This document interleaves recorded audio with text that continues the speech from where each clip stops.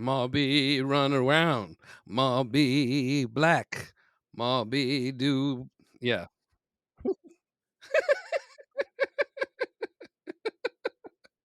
Mobby is like the Lucky Charms man. Oh my He gosh. run away. Here come Mighty Quinn. He's like a kid that wants the cereal. So bad. It was so bad. And every 2 seconds they wanted to give you a song. I'm disrespectful to my So husband what in a way that doesn't make what sense. Dude, we'll get to that. That cracked It's me up. It's like, why didn't you get our uncomfortable kid? as It's fuck. 8 at night. I'm singing. What's the oldest Denzel movie you remember? This. Well, before this. I feel like I was like a kid still, so I was late and didn't really pick up on him till Mo Better Blues. Okay. That So was I think I might I don't know if I 95, brought that up. 94, something Yeah, like so that. I was kind of working backwards like through his catalog. This, however, I think mine was what we talked about last episode, Hard Lessons. I kind of forgot about that one, and I think I said it enough, like just knowing that the whole movie's about a white man. 86. If you don't know what we're talking about, check out the Fences episode because this is a miniseries. Oh yeah. But yeah, Ren. Oh, I mean, the problem is I don't have a huge exposure to Denzel Washington. So, Well, you about to? well, here's the thing. Fences is like the last one I can remember absolutely clearly. The other one was, I think, Training Day. Mm. It's And so, 2001 or 2000. yeah, I was just trying to find it, but I couldn't remember the exact name of the movie. But so if you can imagine, like, my context for Denzel Washington being Fences and then also Training Day, you could imagine how difficult it was to watch this, The Mighty Quinn. Oh God. Yeah, Well, you're welcome. yeah, sure. That's what I was thinking. What's the opposite of a palate cleanser? Oh my God. I don't know. It's like thick and it coats your tongue. It's hard to get rid of the taste. It's You're like, definitely not going to forget about it. did you like Fences? Here is a mouthful of dirt. Hey, you said you know people that eat dirt, so Yes. it appeals to somebody. No, not clay, but that's probably just as thick. No, it's more like a topsoil. You know what I mean? It's like It's a little right ashy. There's a lot of compost, some bugs. spot where a dog went. You know, If you're lucky, I don't know. Some people are into that, I guess. it's so bad that we were just talking about Robert Townsend having such a like interesting career, and Yeah. like maybe we're missing out on Robert Townsend, and then he pops up like in a show you're watching. It's like, all right, oh shoot, he's in Mighty Quinn. All right, let me get Yes. a little Robert Townsend in on here, and it's just like, man, this guy got out acted by everybody on Yo Gabba Gabba and Gullah Gullah Island to boot. Yo, yeah, we Look, shut So Switch Robert Townsend out for Binya Binya. You got a better movie. up. okay, put a pin in. Yeah, settle down, Tim. Go on that note, thank you for joining us today. If this is your first time with us, we're the secret group of brown kids. Who are the secret group of brown kids? Well, it's a secret, but you might be able to find us on a small Caribbean island putting curses on white tourists. Yeah, Mhm, accurate. mhm. Yes. I'm Tozilla, your host today, and on the panel we have Tim, Hey, y'all. who has so much money he just hangs out in bars and bets people $10,000 if they would drink nasty drinks. Yeah, 3 zeros. He was a 10 with 3 zeros. How you And gonna- Ren, an avid fan aficionado. You're just keeping an eye open, you know. Uh, I got your back. I watched Final Destination a couple times. There we go. That was a horrible joke. I'm sorry. I like this. I like the spin you put on it. Oh, There we go. See, you're just setting thank him you. up. I get it. Look, friend indeed. And this week we are watching The Mighty Quinn from 1989. We're in the middle of our Denzel miniseries. We'd started off with Fences, something really heavy, very powerful acting, Yeah. thick subject matter. So heard the word palate cleanser used earlier, and that So was the Tiff point, needed is a to palate cleanser. do the complete opposite Yeah. and go for one of his most goofy movies. I don't know if it's the goofiest, but I think it might be. I think that's a fair assumption. It's either this or like Two I Guns. don't want to say I it. guess. I don't know. It may not be one of his best, but you got to take the crookeds with the straights. We'll say that for everything now. You gotta take the crookeds with the straights. What's it about? Because you might not have heard of it. It's kind of a forgotten movie. Hold the Jokes. I believe it's based on a book. Yeah, it's based on a book called Finding Bobby from like 71 or something. Mm-hmm. As far as I can tell, the writer of the book, the screenwriter, and the director are all white men. No. All good. I can't say for sure about the writer. Couldn't find any pictures. He's been dead a while. But it's all good. Anyway, the movie's about when police officer Xavier Quinn's childhood friend Mobby becomes associated with murder and a briefcase full of $10,000 bills. The Mighty Quinn must clear his name or try to catch him, which could be even trickier. Sure, fair enough. Yeah. Was it be as tricky as writing this into a screenplay? Because apparently that was really hard. Hey, hang on, just wait. We about to get. Oh, sorry. I got something. Sorry, for too y'all. soon. No, I'm saving it. Hold on. So this actually had a theatrical release, even though nobody outside the Caribbean remembers it. And I say that because this is like, it's a gem, a Caribbean gem. Yeah. Look. Okay. So everything that I'm gonna get to it in a bit. Hold on.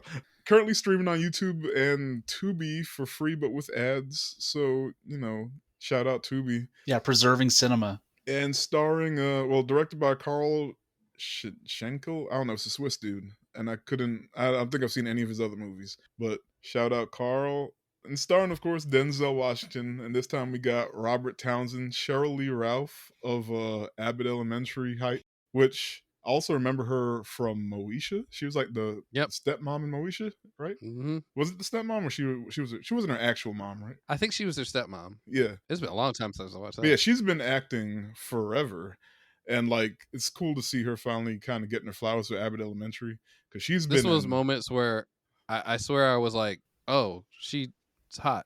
That's weird. She's like, it was just like that moment, like, because you're used to her 30 years later.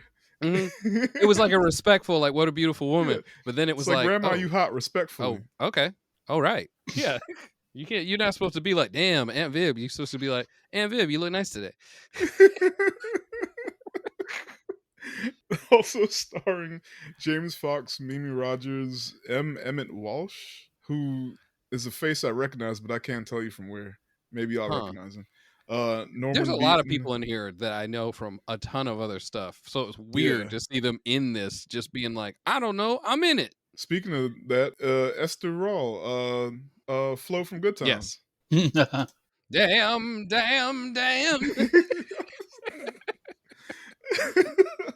Yeah, so written by, we mentioned Albert H.Z. Carr. I don't know who that is, but shout out him, I guess. And the screenplay is Hampton Fancher, who co-wrote the Blade Runner screenplay. Yeah, I noticed that.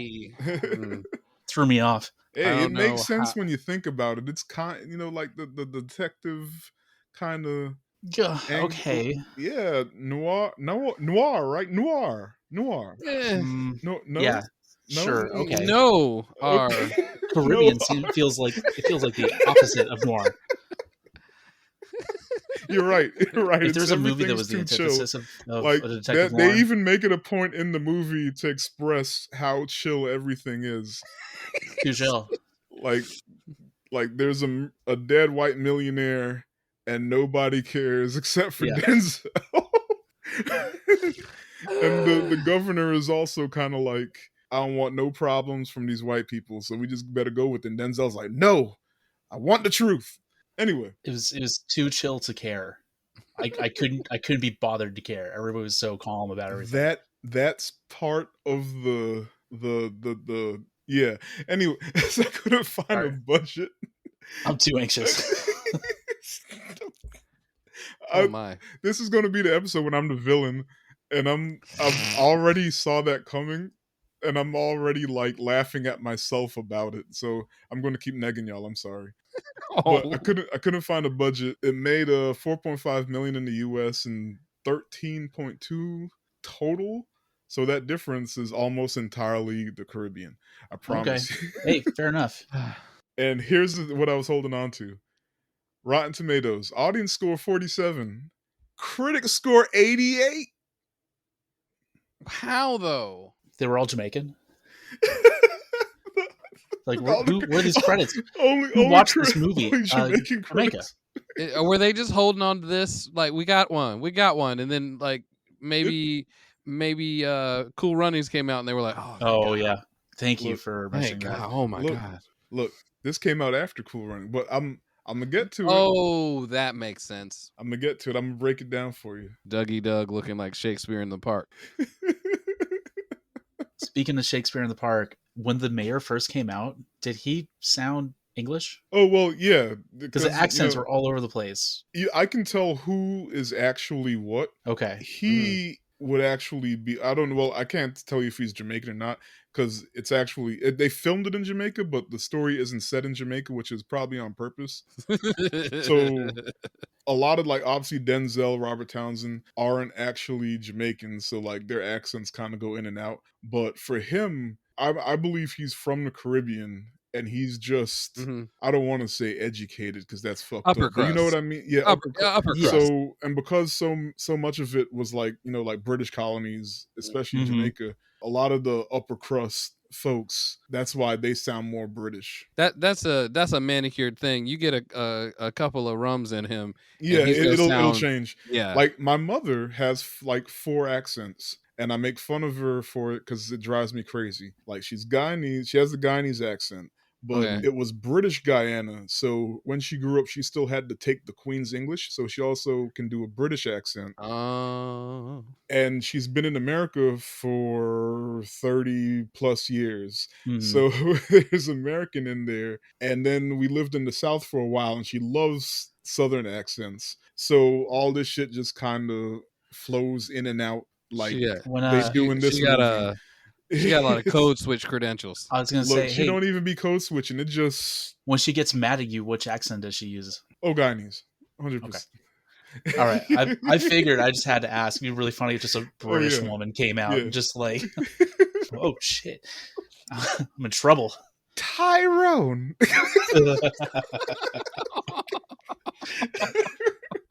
You can land a bloody jumbo jet. No, Tifron. Oh, okay. Shout out to Coco Dick. Oh, you said what? Shout out to Coco Dick, the guy in the guy in the drunk tank the whole movie. Oh yeah. Played by Carl Bradshaw, who's like an iconic Jamaican actor, but like in Jamaica. Yeah. Like he was in what's another iconic Jamaican movie? The Harder They Come, which is actually in the Criterion Collection if I'm not mistaken. That's where a lot of other folks might know him from. But yeah. So they actually slipped a lot of people in and more people than I actually know, so I'm not going to go down the list. But going back, usually anytime you see the camera linger on somebody, well not usually because they do it on the just extras too, but a lot of folks are somebody. Real quick shout outs.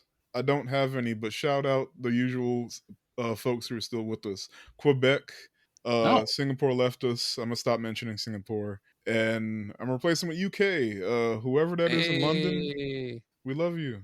Thank you. Congratulations. And shout out Tim, because I'm just gonna assume everybody in the US is Tim's VPN.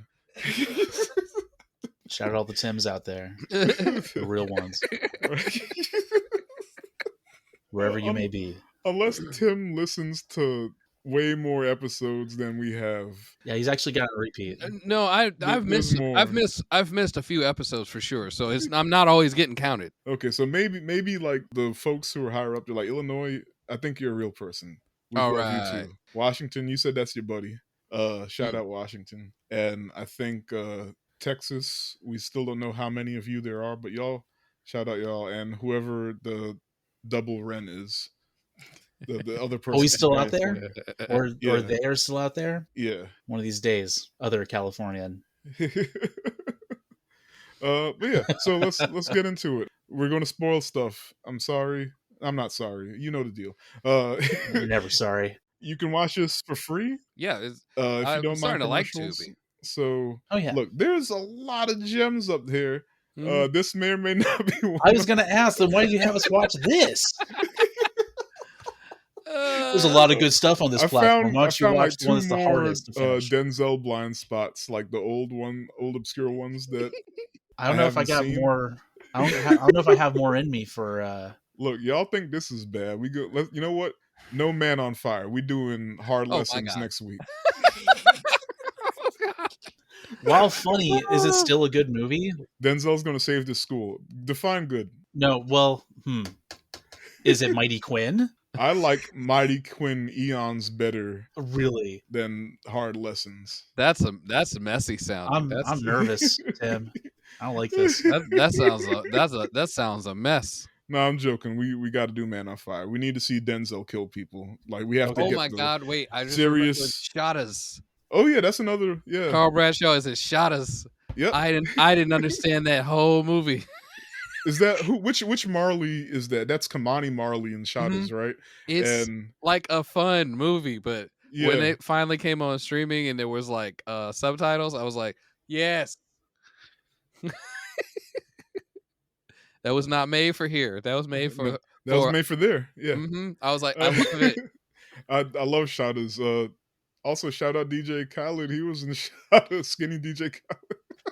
He likes being in movies. He was hoping to be in another one.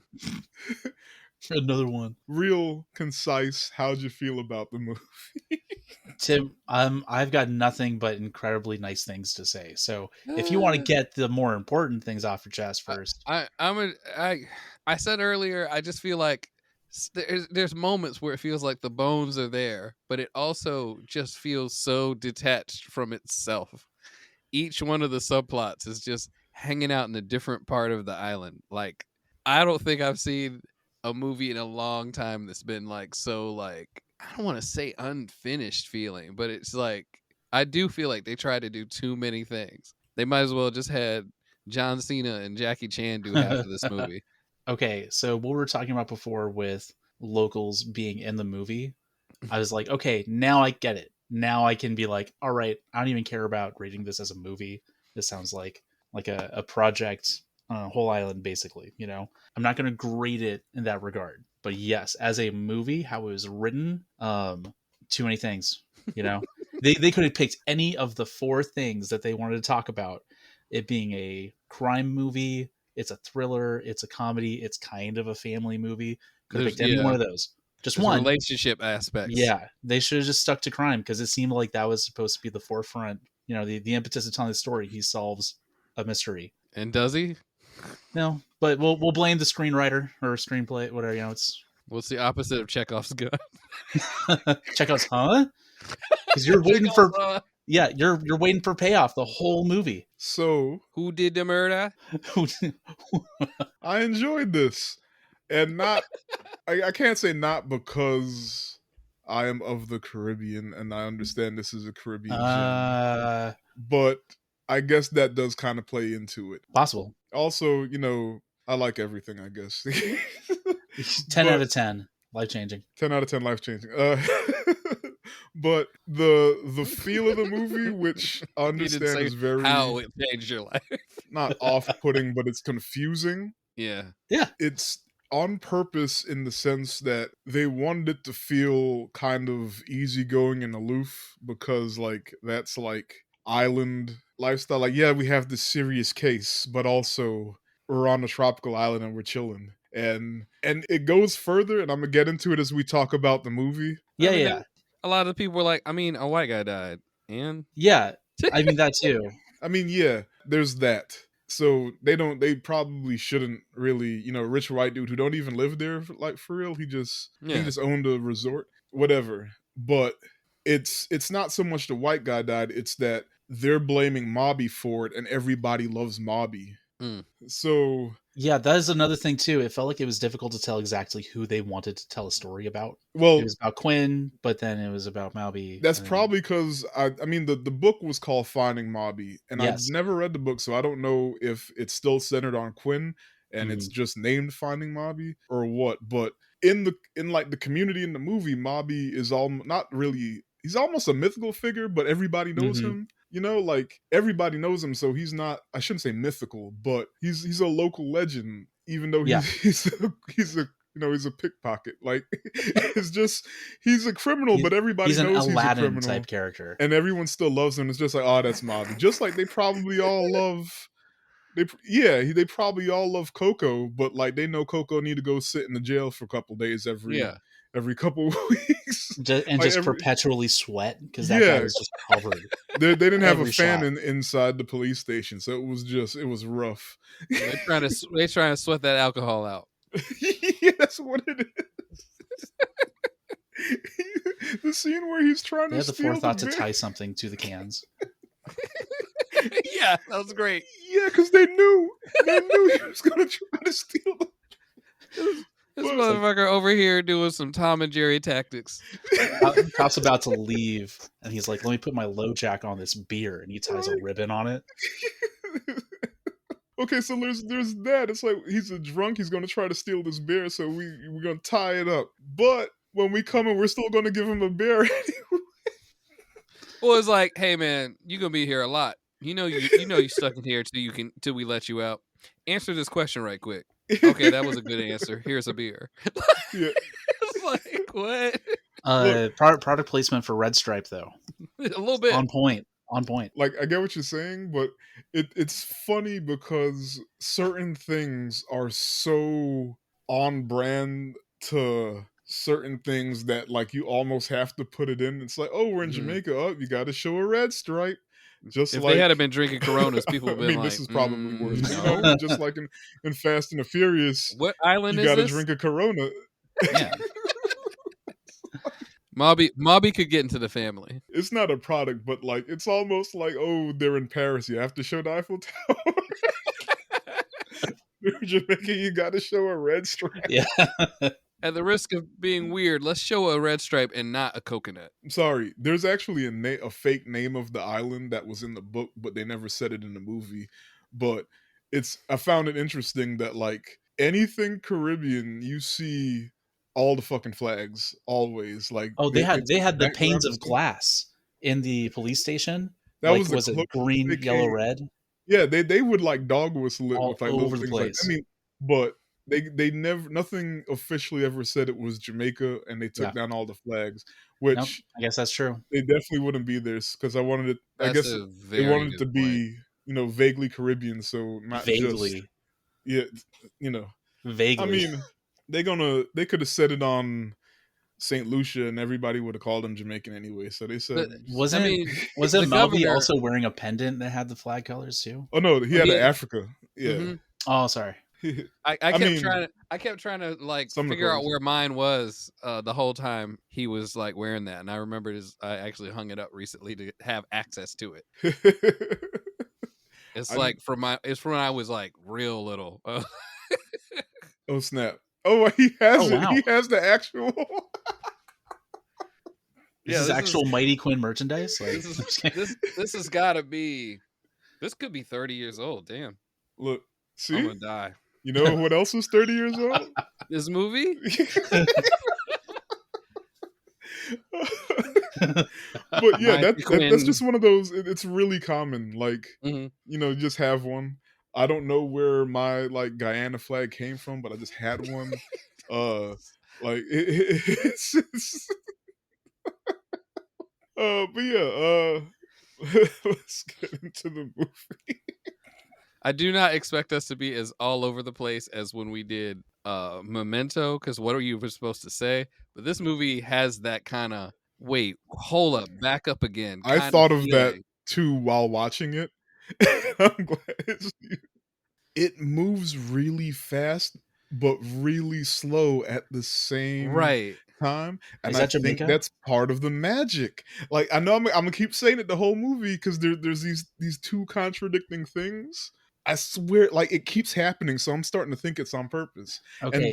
it goes deeper than that. I'm gonna get to it, but I've never been, but one of I have a mixed friend, and she went down to Jamaica, and she was like, they were there for 2 days, basically 2.5. Like they left during the day, they left before the evening, the last day. She said it felt like they were there a week. yeah, She was like, I was simultaneously relaxed and tired when we got home, but it felt like we were been gone forever.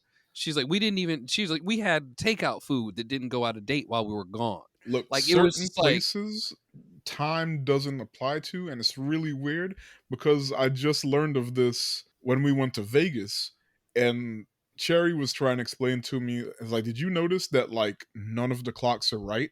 And I was like, yeah, I did notice that. To the point where we finally got in an Uber, and it was like our fourth or fifth Uber, and the clock was right. And I was like, hey, that clock is actually right. She's like, that's so weird. And she was like, it's that thing where like casinos don't want you to know what time it is, so you stay and Oh, you keep gambling. But like that kind of permeates the whole place where nobody knows what time it is and nobody cares because it's not a real place. Almost like so it's so wait, are you telling me that reality is largely based off of like public perception? Because if we all agree that something is a specific time, then it just is that specific time. I mean, that's how well, everything works. I mean, Yeah, that's how Indiana but works. in the microcosm that is a place like Jamaica or like I Las Vegas, I'm not going Nevada. to say his name, but you know him. And I can't tell if you're making a joke because we had a really big fight over this subject. I'm He tried to gonna say time isn't real, and I was like, nigga, shut the fuck up. And we got into this huge. So I wasn't sure. You know him, so I can't. I'm not sure if you're making a reference to that fight. Like, I think I got blocked over that fight.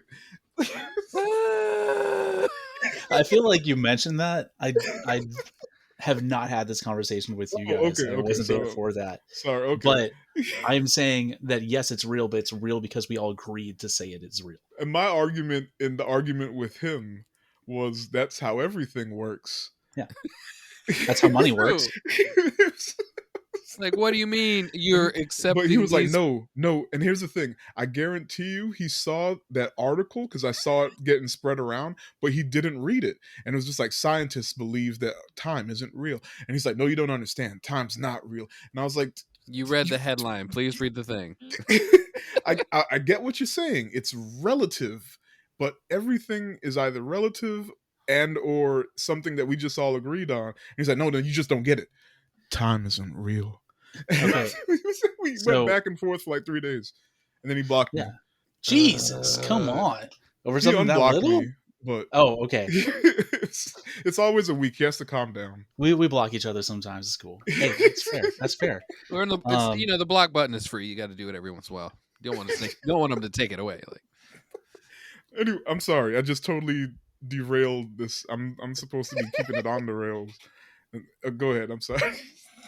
So I can do two things. I can grade this as like a community piece that Jamaica all gathers behind and everything, which is cool in and of itself. They actually have something that everybody agrees on and watches and passes down, which is cool. Or I can grade this like you would a movie. Okay. Like we would a Christopher Nolan movie or something and be like, guys, this might be what we could have done better. This is what I really love did this. work. I love this. When we finish, I want to know which side wins. Does logic win or does vibes win? Vibes will always win. Vibes will always win because vibes will carry something on longer than its cultural relevance will. Sometimes So Mighty Quinn is not relevant for anything. If Right. it's a cultural touchstone, then yes. is that And it's called bringing money. Is that called Vibes Stalia? It's vibes with the Z. I'm sorry. That totally set this whole thing on fire. Right. So the film starts out at a wedding. The film starts out at a wedding, and the camera moves around the reception, and there's a reggae band playing. Side note. This part too. Look, the first time I saw this movie, I was so mad because they the side note, the woman who had 3 super close-ups in the sequence while she was singing is the screaming lady? Rita Okay. Marley, Okay. Bob Marley's wife, No shit. mother to some amount of his massive amount of children. So that's why it kept having close-ups on her. But also, even now, even like once I realized who it was, it still irks the shit out of me because the camera was so close. Yeah. And then it kept going back. Anyway, so camera goes around the reception, and people are dancing, and then you see some white shoes step into the frame, and the camera pans up, and it's our boy young Denzel with the crisp white uniform, and he had his fancy, what do you call that, a constable hat? I don't know. Yeah, he was in the full fit. It looked like he just got out of the military, right? Looking sharp, and immediately a woman starts. A beautiful wedding. So the bridesmaid to the waiter. I was trying to make it like talking the cadence of the song, and I'm not even going to. Don't sing. Fuck it up. Don't. There's too much singing in that whole last movie. It wasn't even a musical. There's so a lady starts to flirt. Really gonna do this to me, huh? Her flirting was so ill received. She seemed like somebody's drunk aunt at a wedding. Look, she was definitely lit. Yeah, and he's trying to be all like, yeah, not really. She's just like, oh no, it's cool. Denzel's like, yeah, I'm married. She's like, I heard you ain't living at home though, so what's up? Like, immediate thought, he don't live at home. Unfaithful. I'm gonna do him. Right. She's like, now's my chance. That guy's not faithful to his wife. Sounds like a good hit for me. What? No, don't do that. So she's laying it on super thick, and he just changes the subject, and he's like, hey, is this dude over here, was he invited to the wedding? Oh my God. Probably not. There's a really obviously skeevy looking dude like making his way around. Yeah, he's got like an open leather jacket or something and the little mini dreads. He's like a Street Fighter character, just rolling. Exactly. He looks so much more intense as a bad guy than literally any of the bad guys in the movie. Look, I loved it. It was cartoonish. It was straight cartoonish. He's like a mini boss from Final Fight. Like, what? Calm down. So we see this dude, the groom walks away from dancing with the bride, and like he goes somewhere, and then this skeevy looking dude like snatches him up and like drags him into the church and pulls a knife on him. Nobody else cares. No one cares. The man just disappeared. The groom is gone. He's pushing him through a crowd of people too. Yeah, nobody when even he grabs him, he's still around people, but it's really fast. And then it cuts to them in the church. He looks like the kind of character in an 80s movie that's gonna like pickpocket you in an alley. Like I said, it is comical how should have had a shirt on that said "bad guy." He was actually the local gangster, and they're just like, "Hey, man, we want to put you in a movie." He's Look, like, that's how authentic this movie pulls out is. his switchblades, like, "I'm ready. I already got one, man." Exactly. This wasn't even in the movie. It's cool. I got it. I'm very professional and with SAG. Actually, he turned to the director and was like, "But what's my character like, man?" What's my motivation? The director was like, "I'm white. Be Jamaican." Yeah. Oh my God. It's like, so I could just wing it. All right, man. I got you. Whoa, why are you pulling a knife on him? What you just told me. You said be the bad man. You just told me bad man now. When the bad man come. You don't want for rude boy being your movie, don't cast the rude boy. Yeah, sorry. So anyway, now we're inside the church, and the skeevy dude is holding up the groom with a knife. Bold choice at his wedding. It is certainly a choice. Denzel pops up behind him and hits him with some smooth moves. The capoeira. Yeah, thank you. Yeah, they do it 3 times in the movie. This is time number 1. Boom. Eddie Gordo. Chekhov's capoeira. He's going to do a spinning roundhouse ass whooping. Oh my God. And like he like disarms him and he gets the knife, and like turns out Mr. Badman was upset that the bride is pregnant with this baby, and how dare she marry some other dude. You're telling me the groom's wife was a whore? Oh.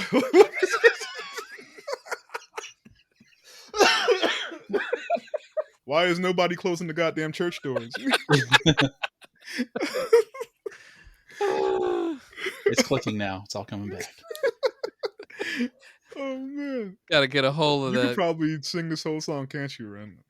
I might know of. I won't put you on the spot. It's okay. This is because I'm the lightest person here, isn't it?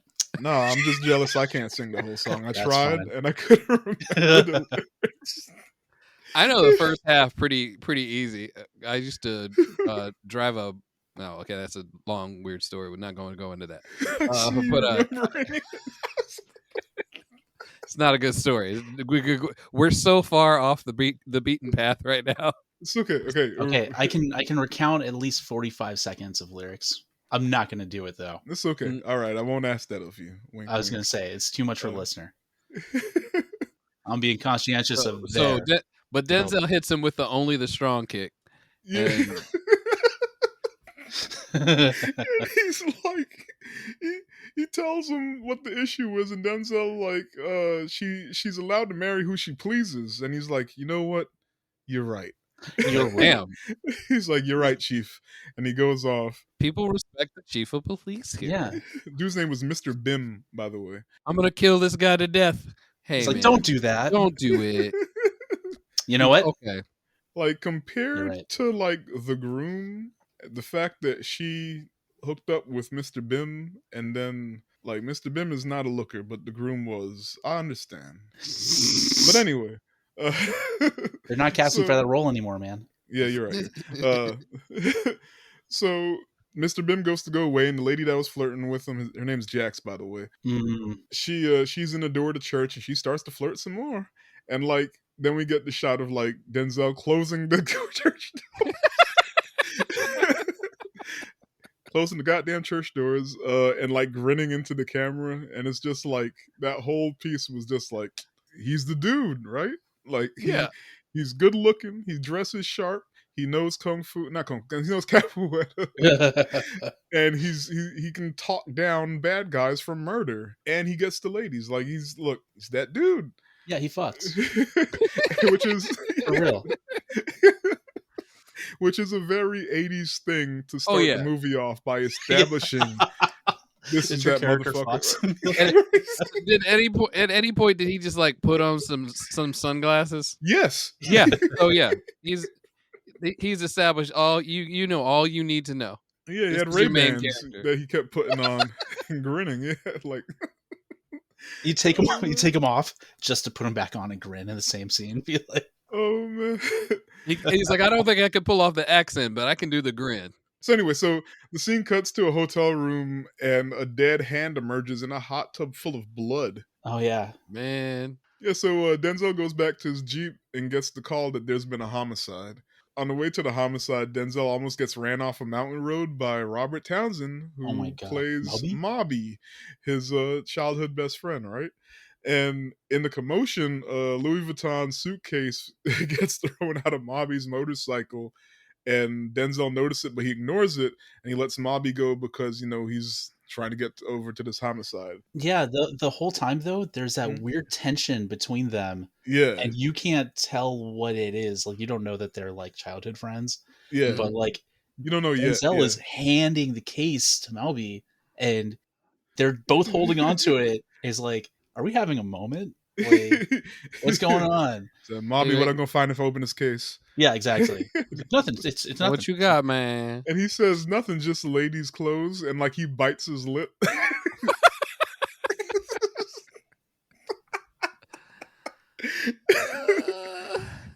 So I mean, we can just go ahead and say it now. Like, they're best friends, but like part of it is Mobby. Like, Denzel literally says at some point that he never grew up, and everybody loves him though. He's the scamp. Yeah. Almost. And then Denzel, he's literally chief of police. He's the top cop on the island. Yeah. So like they're foils.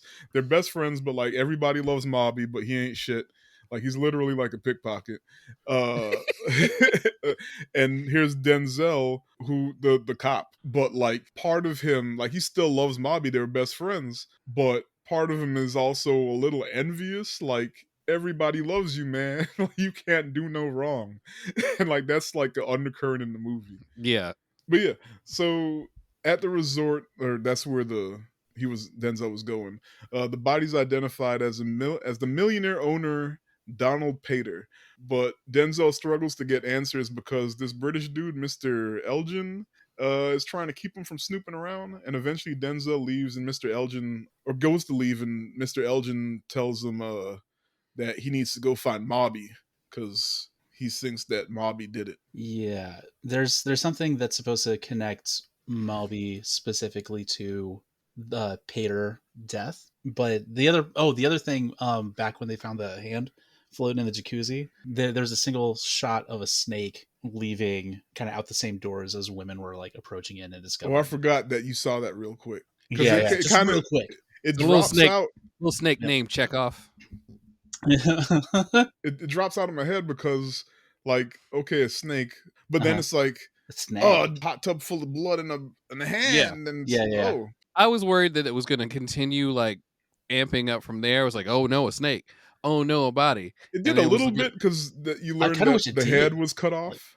But then I thought like it's gonna be like later. They're gonna open a closet. It's gonna be like a pile of money, and it's just gonna be like, whoa, this is thriller territory. What's going on? Who did any of this? No, that would be them investing too much in it being a thriller. Yeah. Look. So one thing that did kind of bug me was the fact that they talked about the body being chopped up later, which sounds way more extreme. Yeah. Than just trying to divert attention from somebody you care about possibly doing something that could get them in trouble. But just the fact that they conveniently skipped over every single other time they could have mentioned that the body was in pieces felt like they dropped the ball on that. They did it one good time. He's just like, I want to get an autopsy done on the body. And the British guy's like, the head's cut off. Oh, okay. I missed that part. Was it just but it was only that one time. It isn't everyone that knows the guy's dead doesn't bring that up. You think they would. It's like, oh, what a terrible thing that happened. A guy was dismembered. It's never that. It's like, oh, the white guy died. I mean, they could have at least put, I don't know, like just a panned out shot. They showed the head, you know what I mean? And really tight. I assumed he was just slit. I didn't think it was a whole chop. Yeah. Chop is hugely different than like, I don't know, a bite with a machete. And just going back to everyone's blasé attitude about it. Yeah. The governor. Not Denzel. The governor does kind of go, why are you so worried about this? We're trying to get like ourselves distance from all this killing white people. Like back in the day when a bunch of white people were murdered. Remember that? It was like we want people to forget about that. Killed 13 white tourists on the island. Yeah. So we'd like people to forget about that. So one of the shortcomings, now I'm going to grade it as a movie and not just like a cultural touchdown. Go for it. Like one of the things is that they also felt to like, it feels really enforced certain ideas because they mentioned like the money we're talking about is what we learn at the very, very end is an entire case of bills, but each bill is $10,000 itself. It's a bunch of $10,000 bills. I thought they had one $10,000 bill. Yeah, they were talking. He was just flashing around or something. Well, it's because you don't know what happened until like the end. So because I had to freeze frame it just to see when he dropped the bag to see what the bills looked like because I wasn't sure if they show at the end. And it was like it's a briefcase of bills, so I couldn't tell if it was one $10,000 bill, a bill that amounted $10,000 worth of bills in like ones or some shit. I don't know. It's a whole briefcase. But like I didn't understand that fully until the very, very end. They really fleshed out the whole thriller part, but poorly. Yeah. Like that could have been the thriller part. Like they really had like all the reasonings behind why this was happening, but again, not really. Yeah. So next we see Mobby at the bar and the police. Oh my God. Sans Denzel because he went to see the governor show up to arrest him. And this fucking scene. So what does Mobby do?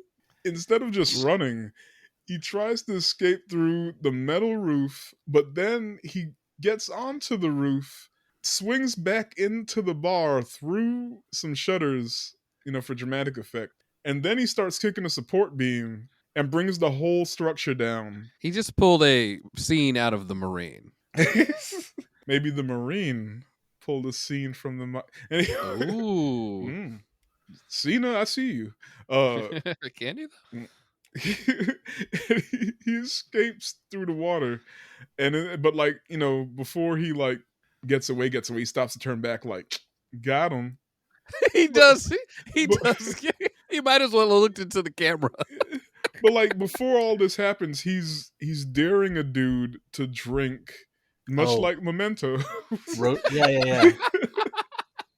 What is it? Just Roaches and beer. Yeah, roaches. They're putting the roaches in the beer. That seemed like I don't know. I'm not even a weed person. That seemed like a real waste Yeah. of some of those like joints. Both of those things. That were like sizable.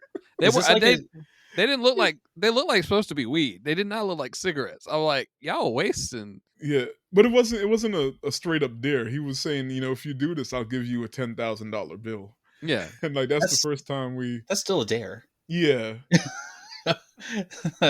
Challenge. He's like, I was going to do that anyways. This is an old time Jamaican tradition of drinking roaches and beer. It really makes the red stripe pop. Anyway. Dude. Oh no. It's actually the fine print on the bottle. It's called a mobby.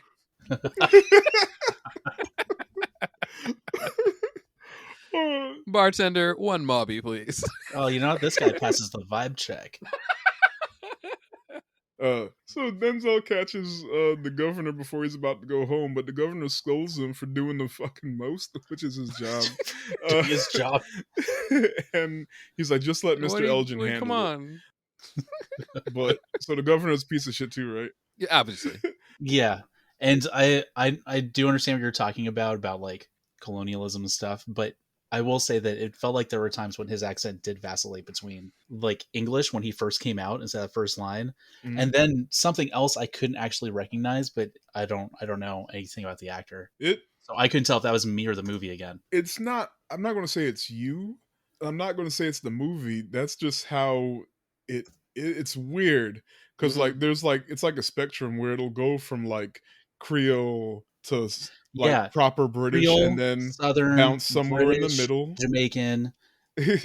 Yeah, so it's in there, but and then it probably happens like in real life. It happens with who they're around, and Yeah. But in the scene, I'm not sure how that works. But it's more so I was just on guard watching it because with Denzel, it felt like he was really trying to sell it hard in some scenes, and other scenes it just fall off. Yeah. So I remember being like, man, Denzel's accent is rough. And then Robert Townsend came in, and I was like, Denzel's accent ain't so bad. Because Robert Townsend's was, you can tell he was in the mirror practicing his lines in the right accent as opposed to learning the accent and then learning his lines, which I think that was probably Denzel's method. Mm-hmm. Like Robert Townsend might have found a Jamaican and was like, "Hey, say this line," and then he tried to studying repeat directly. Yeah. Instead of figuring out how certain letters sound differently. Whereas they came off, their scenes came off like a Jamaican Bill and Ted. It was weird. Jamaican.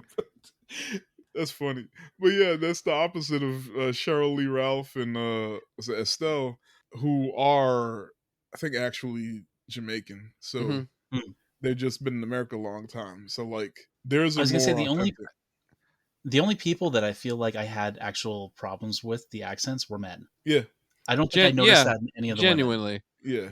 I can't even think of like stuff I've seen Art Evans in where he didn't seem he didn't even do an accent. He just did him. Yeah, and he stayed with it. He sounded a little bit more like the only thing that I like laid really back remember than normal. I know he's just some guy who just pops up in everything for a long time. Is he was the dad in CB4? Yes, that's where I remember it from. I think he was in a Die Hard. Yeah, Die Hard 2. Okay. That's right, Die Hard 2. But he just straight up like, why ain't you going after Mobby? And I was like, yeah, he's not participating in this nonsense. So look, y'all hired me too late. Whatever. I'm just a sidekick? Nah. Y'all not even clear that it's in Jamaica? I'ma just talk. Yeah, basically. Look, to be fair, the island is supposed to be a territory of the US. So it's like Virgin Islands. And if I know to everybody outside of the Caribbean, everybody sounds Jamaican, but I can tell you the American Virgin Islands, those folk still have accents, but they do sound they're less thick. Does that make sense? Okay, so Denzel goes back to work and hears about Mobby possibly having $10,000 bill. Then he remembers he was supposed to pick up his son at 5, and it's nighttime. Dude. And now it's a family movie. And it's not just a family movie, it's a family movie where he's too busy to pick up his own kid in the pitch dark of night. Yeah. And like, Mr. Ben just be out there walking around? And just insult to injury, his son is playing a tiny kettle drum. So he picks his son up and brings him home to his wife. They're separate. Like I said, they're separated, as we learned earlier, right? Who was having a singing rehearsal at the house. And we got to see Cheryl Lee Ralph sing a bit. I know you loved that, Ralph. I was about to call you Ralph. Ren. Cheryl Lee Wren. This was tedious to me because she was upset that he didn't pick her up on time, but she's just at the house singing. Yeah, for 3 hours. Her logic was you needed to spend time with your son. Yeah, that whole thing cracked me up because this is one of the only times they'll mention his kid ever. But now it's a family movie though, and he's the worst dad. He's the worst dad, and she's not a great mom. This kid moved out 2 weeks ago. They don't know. Yeah. He start calling himself Mobby Jr. because he's just on the wind all the time. Is that how you want a Mobby? That's how you get a Mobby. that's how you make a Mobby. 0 adult supervision. That's how Quinn ultimately pays tribute to his friend. Is that he inadvertently made another one of him. All right. Oh, hilarious. So after he drops the son off, he's still there. Cheryl Lee Ralph is like, let me talk to you for a minute. And they go in the next room. And I thought it was a good acting moment. They played that couple that's just over each other really well. It was I could see that. It wasn't Fences. It wasn't, I've been standing in the same place for 18 years. And I've been standing right next to you. It wasn't that. We're not talking about football, Quinn. They had good chemistry or lack thereof. I don't have a pot to piss in or window to throw it out of. Jesus. Go pee in the bush. Why are you pissing my nice pot? But after they fight, we learn that Cheryl Lee Ralph definitely doesn't think that Mobby did it with the little bit of information that Quinn gave her, right? Barely. Yeah. And then later that night, we see Denzel go to the airport anyway with a doctor and his sidekick, Lieutenant. I shouldn't really call him a sidekick. He was only in 3 scenes to go autopsy the body anyway. I like that line where he's like, "We gonna get in trouble for this?" Or no, he's like, are we supposed to be doing this? We're whispering, It's just like that. Oh, okay. He says, I will say that based on that argument that they had before, is who could be the most neglectful parent? It's why didn't you pick him up so I could ignore him? It's God damn. I can't really be on anyone's side right now. This is really hard to watch. I'm practicing the embarrassing song for later in the movie. Ren, Dude, it was so hard. He's such a great father. Ren is a great dad because whenever we get these moments of shitty parents, Ren's like, God fucking damn. What? Pay attention to your kids. God damn it, Denzel. He's literally made his own side hustle playing the drum, the steel drum, and he makes his own money. He buys his own clothes. He's getting off this island. He co-wrote the Mighty Quinn song. It's so funny because they spend so much time on that song. They're like, hey, viewers, guess what? You're going to hear it again. I bet you can't wait. It's shit. So, fun fact, Bob Dylan wrote that song. Uh-oh. And I don't know how fun this is going to be. When they changed the name from Finding Mobby to the Mighty Quinn, they took the Bob Dylan song and they changed the verse to talking about Mobby and making fun of Quinn. but they kept the hook. That's why. Anyway, I'm gonna get back to that. God. Put a pin in that. Another white man. Those verses make a lot more sense now. Yeah, thank you. Yeah. Can you imagine his twangs? I'm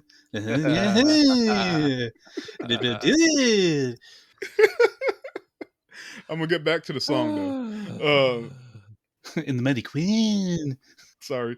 So the next morning, Mobby finds Denzel going for a morning swim, and he asks him if they could have a talk.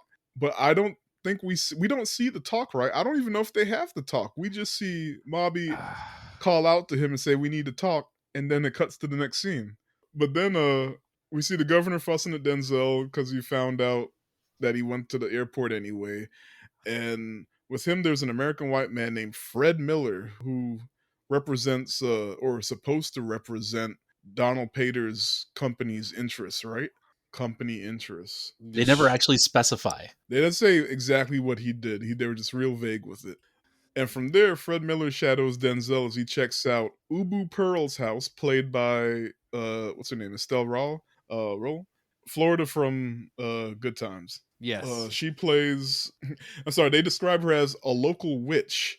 Yeah. In Caribbean terms, she's the Obia lady, like the voodoo lady, and she's also the aunt of Mobby's girlfriend Isola. So like that's why they went there. Yeah. And after that, obviously she wasn't very receptive to him, and there's a little funny scene with like her fucking with Denzel because he's like, he's Mr. Cop. And it's like, hey, what happens if I look in here? The same shit he did with Mobby earlier, except he didn't actually open the bag early. But this time he opens the box he's talking about, and she's like, go ahead. We'll see what you might find. And yeah, right. It's so funny because that was her energy the whole movie. And then we'll get that later. He opens the box and finds like some voodoo shit, and then snakes, and she was waiting for it. Yeah, in a basket, and like he shuts the shit. She starts laughing like that's what your nosy ass gets. Now get the fuck out of my house, dude. He walks in and pretty brazenly too. This can only operate on an island that doesn't give a shit about warrants. So he just fucking like walks in. I mean, what audits are going to be like? I'm sorry, you walked into this woman's house. Like they literally say that like the law on the island is like you have a the warrant governor, or nothing. Denzel, and that British dude. He just kind of strolls on through, like up her porch. She's in a wheelchair and like head binding, and she's like not helping him at all. And he's asking her questions. He walks to the back of her house and finds a baby in a basket. And he's just like, oh, cute, a baby. No questions. It's like, okay. I think he already knew about the baby. Mm-hmm. And was just like, hey, what's up, little man?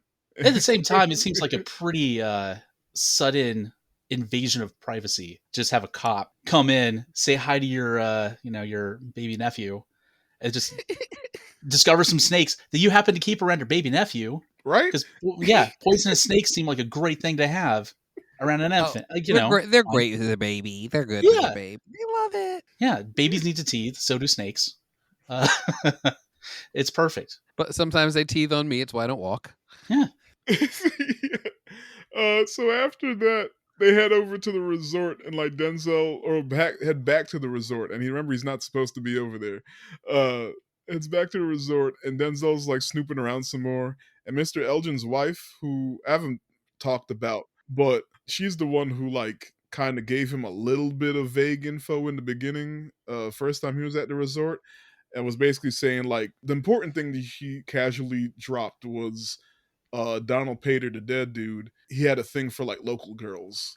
Anyway, but now doesn't make this movie any easier to digest. So now she's like, she tells him that she caught Mobby trying to rob him a while back, and like he was like checking out like a dagger because they had some weapons up on the wall on display, and there was a dagger he really liked. So she was like, well, you can have it. And then she implied that like he let her have his dagger.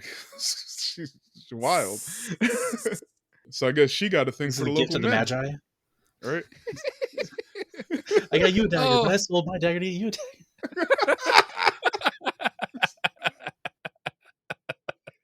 God damn. 10 out of 10 life-changing joke. Also, she defended her husband by saying he didn't have it in him to murder anyone. And after that, Denzel finds evidence someone was snooping around the resort, and he flipped up a mattress or something, and someone had pulled the stuffing out, something goofy. Yeah, but on his way back, he arrests a suspicious Hispanic guy on the road who had a gun with the silencer. And I think he knew that he had been asking around about Mobby too, right? And his name was Jose Patina. Yeah, and what's funny is that like he just kind of he's being followed by Jose, and he just kind of turns around a blind corner under a plant.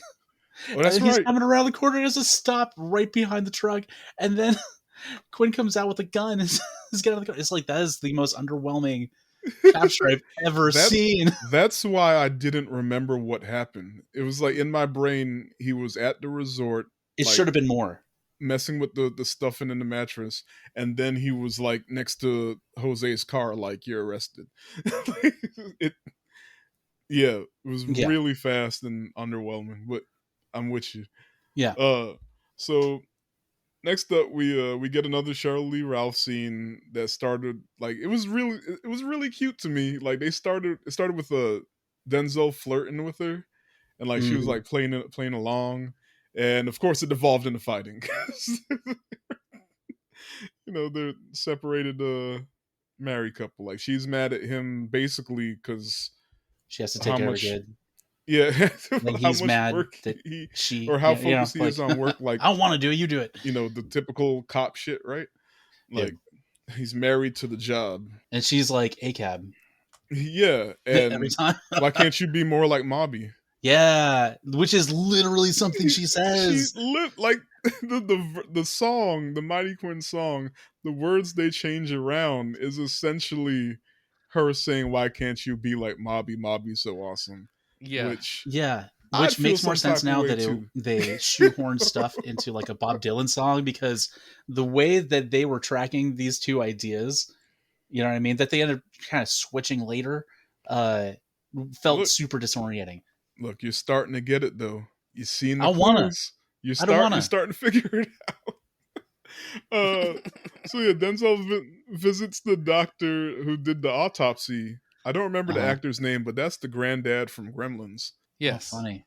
Who and he tells him that Pater died from poison. Well, they keep saying poison. Technically it's venom.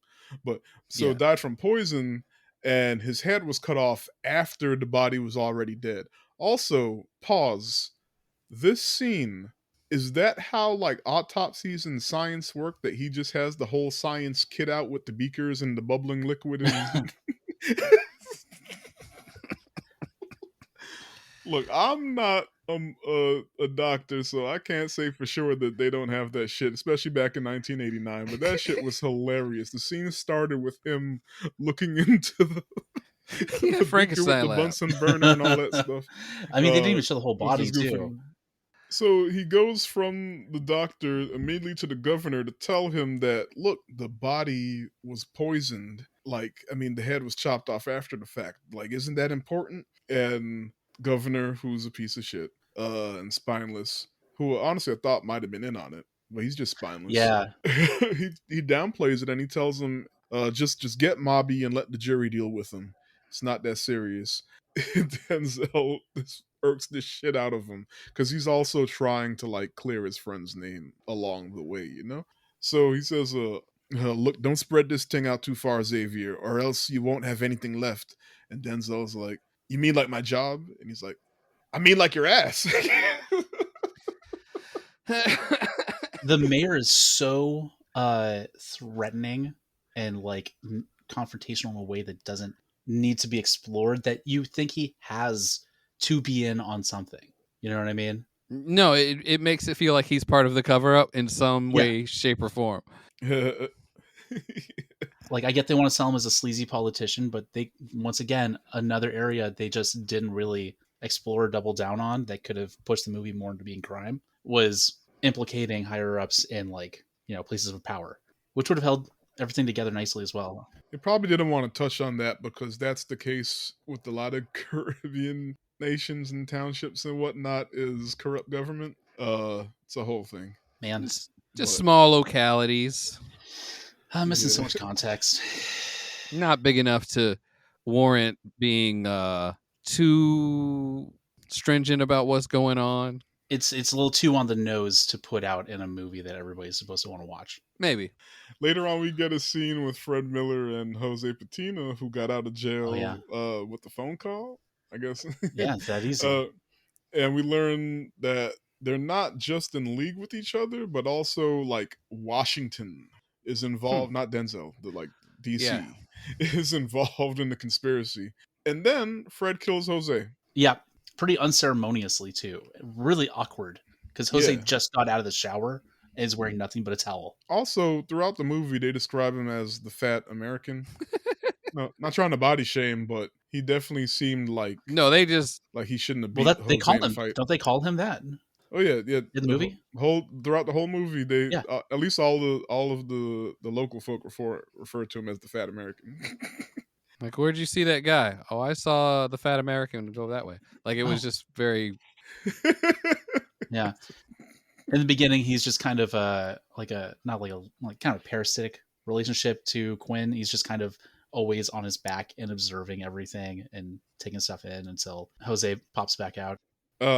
So next Denzel finds out from Abby's girl quite dramatically that he's been hiding out at him and Denzel's old childhood home. And he goes there and he finds a suitcase, but it's empty.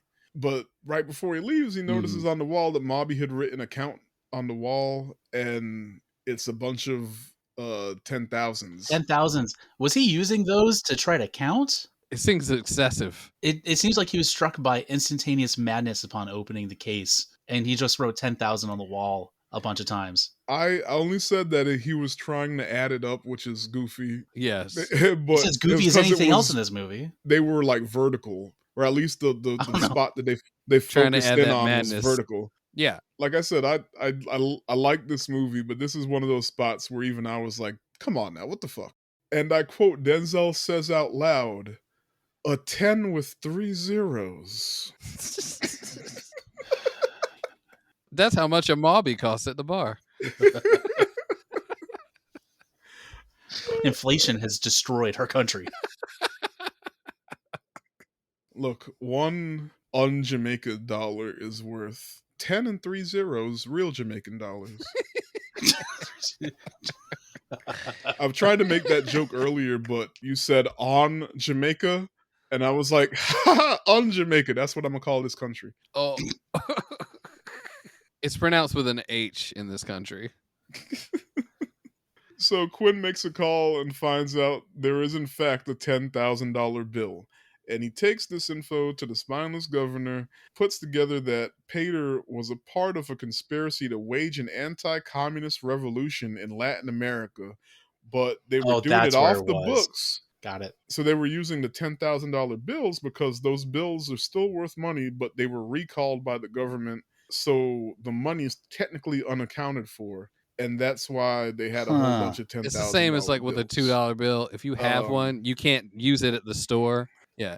You can't use the $2 bill at the store. But if you go to the bank, they have to give you $2. Huh. I didn't know that. Yeah. So are you speaking from personal experience? I had there was an old dude I knew who would just give out $2. He'd give out $2 bills because he thought it was cute. And then I found out at the bank, like they can give you $2. So, but now Fred Miller is down there in Jamaica tying up loose ends. And it's a little weird because it was like not really an exposition dump, but like somehow Denzel figured all of this out. But I don't want to go back and try and find a specific spot, but somebody mentions some sort of revolution in Latin America earlier in the movie, but it was really quick and it totally flew over my head. It was probably when Miller and Fat American and the other hitman were talking about it for a split second. It was not long. It was just like, oh, if you want the money for your Latin American takeover, and it was like that was as much as you got. Yeah. But how did Denzel figure that out. How making magic. The Obia lady told him. A snake whispered it. Anyway, he slithered on up. I do like the "I'm in the way" line because it's just unhinged.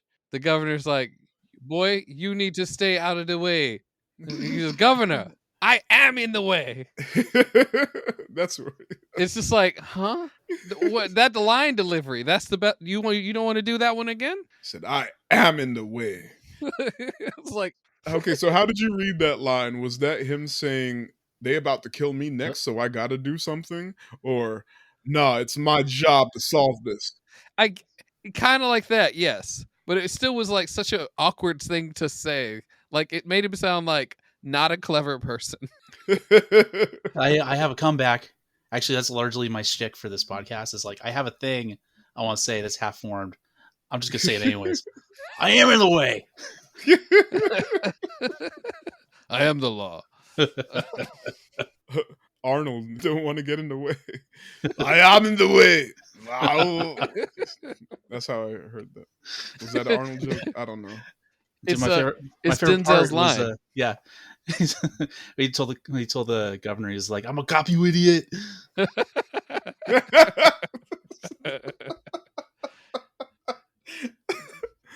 Okay. So fat American, get to the chopper.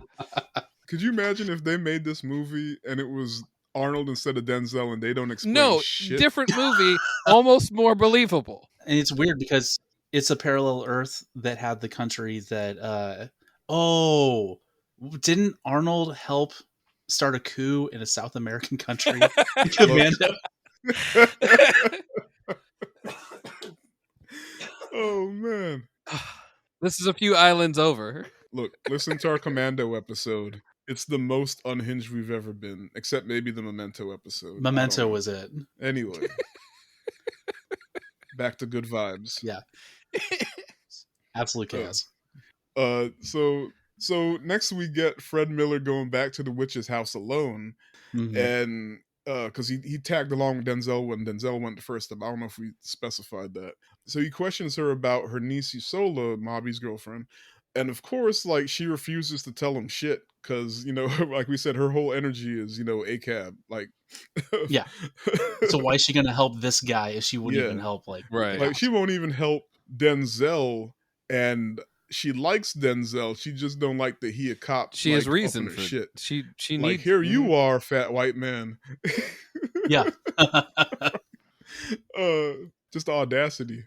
And if they don't, I have this murderous impulse that helps. So he ties her up and starts, and he sets the house on fire, basically. Like, what you gonna do now? What you gonna do now? Like, and this is a lot. Extreme. I love Flo in this because she's always like an intense actress, but in this moment, I mean, I guess she had the same thing the whole movie. Fuck you, get out of my face. And even while he's setting her house on fire and she knows she's about to die, what does she do? She just curses him. She's the witch. She's like, I'm gonna fucking kill you. And he's like, what if you die first? Then I'm gonna kill you when I'm dead. Let's see here. He takes a lighter, probably the same lighter he used when he killed the hitman. But he takes the same lighter as Memento and lights her drapes on fire. Then takes a broom and sticks it in the spokes of her wheelchair, so and she then can't get away. Removes her whole ass head wrap, and then uses it to tie her to the chair. Like, bro, and he's like, you just set my fucking house on fire. Like, why am I going to tell you anything now? It's like, if you don't tell me what I want to know, you'll die. Yeah. I already set up the death part, so... You just set my house on fire. It's going to all burn down. It's like, you're going to die. It's like... You're doing the process wrong. You warned them. Mm-hmm. And then if things aren't going well, you threaten it some more. He just was like, the house is on fire. What you going to do when Stone Cold runs wild on you? So there was one part that I wanted to bring up real fast because I think it's before this, but did you talk about Isola meeting with Quinn at the church? Was that? I didn't get into it. I just said she was dramatic about how she gave it. So like he went to the church, she sees him, runs out, runs down to the river and like faints. I don't know. So like he gets it out of her in the river, and he's like picking her up by the shoulders and be like, "Tell me where Mobby is." Yeah, and she tells him, and like that's when like it was a good like 2-3 minutes when the rest of the church comes out to see what was going on. they'll get around to it. They're singing hymns. Don't interrupt hymns. I see. The thing is, I was also curious about that I was saying like makes a movie difficult to talk about just in certain things was that like we also had the scene where he went to the club to see his wife perform, and that's when we get the full thing, and then he's like, "Oh, the song's about me." He's like, "Oh, the song's not about me," and then he leaves. No, he leaves because he still thinks it's about him. He doesn't have the realization. He's like, "Oh, she's laughing in my face." Yeah. Like, and then it didn't help that like everybody knew exactly what she was singing about, so they're like slapping him on the shoulders and laughing and shit. And like he was big mad because he's embarrassed, and he left. So the house burned down, and as it burns down, him and his sergeant pull up. This is like, I'm not going to say the cinematography in this movie was amazing, but there was like 1 or 2 shots that they tried on, right? And this is one of them. That kind of crane shot when they're coming into the fire. I think it had to be on like a line, right? Like a zip line. So like as they pull up in the Jeep and they get out, Denzel starts, or both of them start running down, but Denzel's clearly like faster than the sergeant. But like they're running down the hill and like the camera's sliding, and then as it like almost meets up with Denzel, I guess the cameraman would have to have like very gently take it off the line, and then he started following Denzel run around the house. And then you can see where the cut happens, but then he runs past like a banana plant, baller and then he's with Asola, because he knew Asola was there, so I guess he was running to see if like her and the baby survived. So he ran around the back, and she was hiding around the back because she was there the whole time, and I guess she slipped out when the house got on fire. You know, she's hysterical, yada yada. And she tells Consola. Yeah, console Isola. God damn it. So she tells him where he could find Mobby finally, because he convinces her that like Mobby's probably the next one to get killed. So you got to tell me where he's at. Does she say that he's one jump ahead of the lawman? That's all. And that's no joke. Those guys don't appreciate that Mobby's broke. He's just Aladdin. He's just a scamp. Like, you're right. Mobby really is Aladdin, except he never found the genie. He is the magic. But yeah, so Denzel goes to the spot. Catch Mobby. Denzel goes to the spot by the beach where she tells him, I guess it was ruins, or I don't know. Anyway, ruins. We're just gonna call it that, ruins. And like Mobby surprises him by dropping from above him and surprises him with a capoeira duel. Because of course, and like this goes back to nowhere. This goes back to Denzel saying that Mobby never grew up. So it's just like, it's like 2 boys. It's like, hey, let's fight. It's so weirdly timed though, because it's like, hey, somebody could be coming to kill you to take the money. And he's like, no, we're gonna scrap. I really had to sit and think about it, because this bugged the shit out of me. Like it bugged me so much that like I paused the movie and I sat and I thought, like, why does this feel like, why is this so random? And I remembered that Denzel said that Mobby never grew up. So all the shit he does is just wild ass, like unhinged teenager shit. And that's part of why people love him. It's like, oh, it's Mobby. Mobby couldn't have the internet. No. Oh God, absolutely not. Okay, the reason why I wanted to ask about the song, though, is because Quinn gets to hear it a second time. So this is kind of going back. So he goes to another bar and proceeds to play the piano, his own little, he's like singing. I don't remember if it already happened at this point. But, okay, yeah, it did. I just completely, I missed it. Yeah. So at some part, Quinn goes to a bar, and like the girl from the beginning of the movie that was flirting with him is there. And overdoing it. He still drunk. Quinn goes straight up to the piano and starts singing a blues song. And him singing was not what I. It was very weird, but it was also like, it was no Mo Better Blues. That Denzel like doesn't usually get to cut loose like that in movies. You don't really see it, so it was weird, but also like, he's having a good time. That's a neat. That's the thing we don't really ever As long see. as he's having fun. And then, but so like the crowd starts like, vibing along with him, but then the band changes the song on him to the Mighty Quinn song his wife was singing. They mashed him up like, what are y'all doing? Yeah. He thought that they were going to come up and like accompany him on guitars. Nope. They switched the whole thing around on him.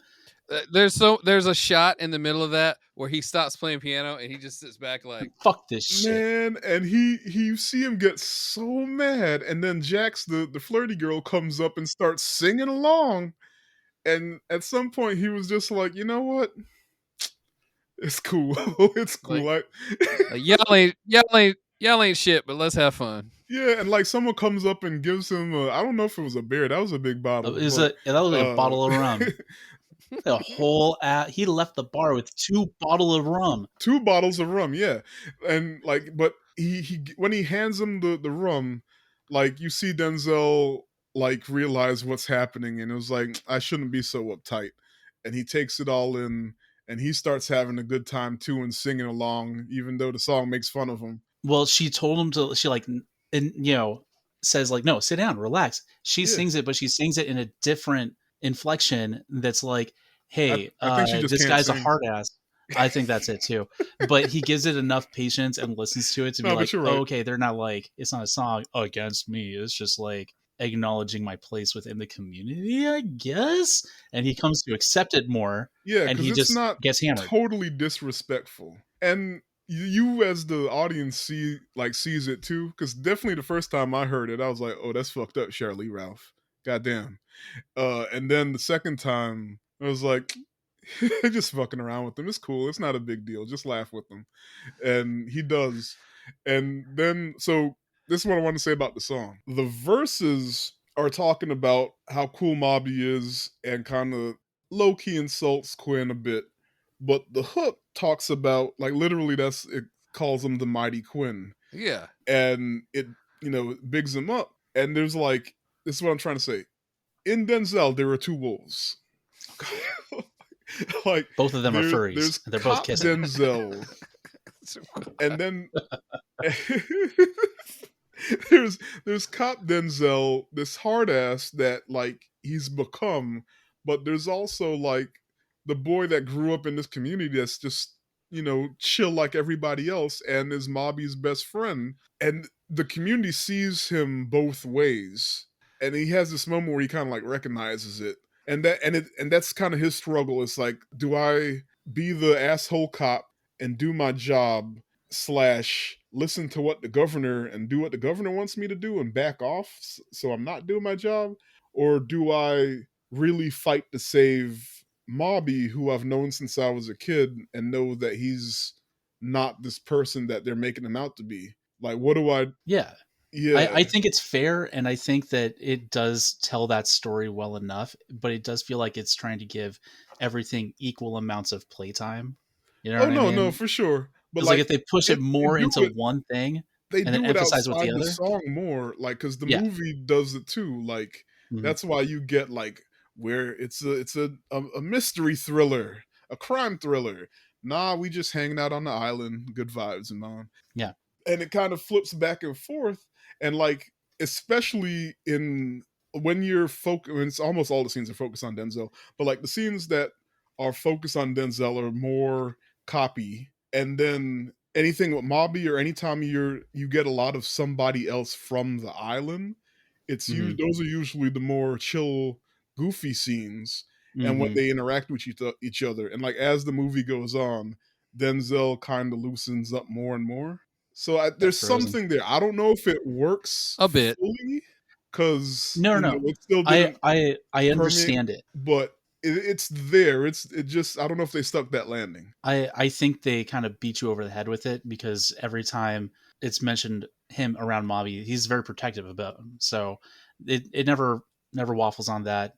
There was one scene though. Well, it's not one. It's basically just in the long line of scenes between their interactions. Mobby is constantly getting the better of Quinn, and I'm talking about setting up the capoeira fight.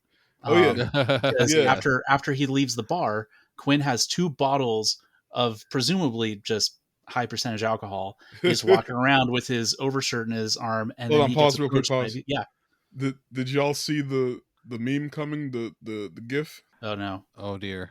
What did I walk into? No, the GIF of Denzel turning around making that face, the drunk Denzel face. Oh, dude, did y'all see it coming? That's one of the worst things I've ever seen. I don't ever want to see that again. Never. And I saw it during the movie. I'm like, God damn it.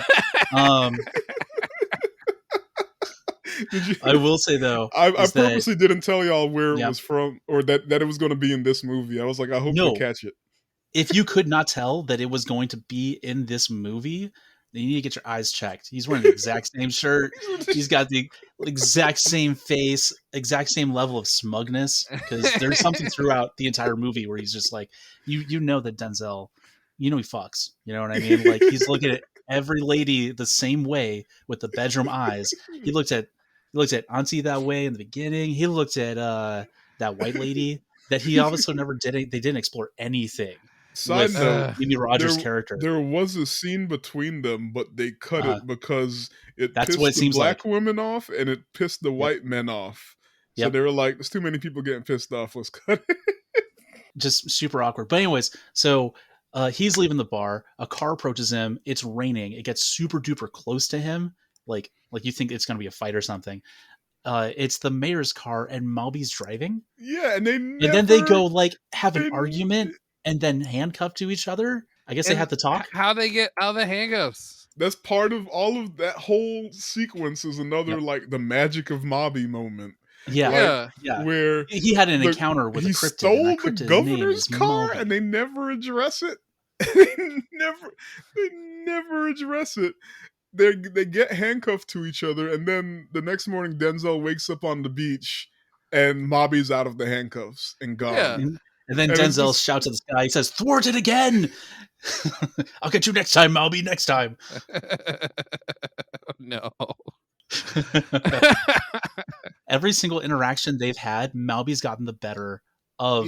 Incredibly Quinn, so. every single time. So it's like we got to lowball him a win. Let's have a poorly edited capoeira fight in the middle of nowhere. But once again, 80s action, you clearly see that there are other people doing these movements. They could have set up one of those guys to also do the accent for Robert Townsend. Mm-hmm. This is him dubbed. He's the only person that's dubbed in the movie. I liked all the lines except for his and the director, who's a white guy, just dubbed himself. Look, he couldn't tell the difference. Best to make an accent.